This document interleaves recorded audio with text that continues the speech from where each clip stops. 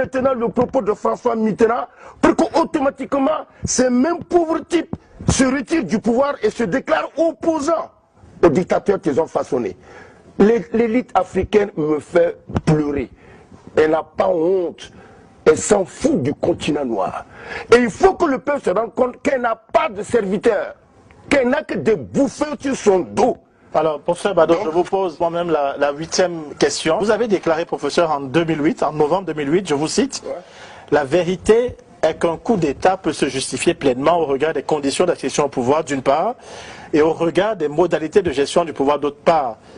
Venant d'un constitutionnaliste, cette déclaration a beaucoup surpris. J'ai la liberté de donner mes idées. Écoutez là, qu'est-ce qu'il y a d'extraordinaire dedans? Est-ce qu'il y a des bons et des mauvais coups d'État? Non. Je répondrai directement à la question. On dit démocratie, parce que nemo natus ad imperium. Personne n'est né pour commander. Donc il faut le consentement du peuple. Et vous, qu'est-ce que vous faites? Vous trichez. Vous qui? Non, le candidat, le président là. Je suis d'accord pour les coups d'État. Salvateur, moralisateur.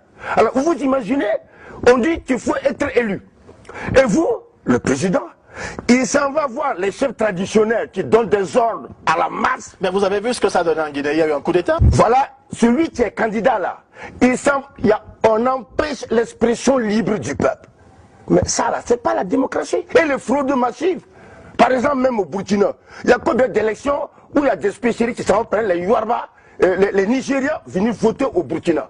Vous croyez qu'on ne le sait pas? C'est la première fois que j'entends ça. Eh bien, je le dis, écoutez, si c'est ça, les élections, c'est même ma capacité là, mais c'est ma maîtrise là. Vous croyez que je ne suis pas au courant? On s'était surtout parce qu'on ne veut pas faire des scandales. Est-ce que vous estimez qu'il y a des bons et des mauvais coups d'État? Donc, oui, il y a de très bons coups d'État. Un chef d'État qui triche pour se maintenir au pouvoir, il faut le renvoyer. Il n'est rien. Et quels sont les mauvais coups d'État? Attendez, encore un bon coup d'État, c'est contre le chef d'État qui gère nos ressources de façon patrimoniale.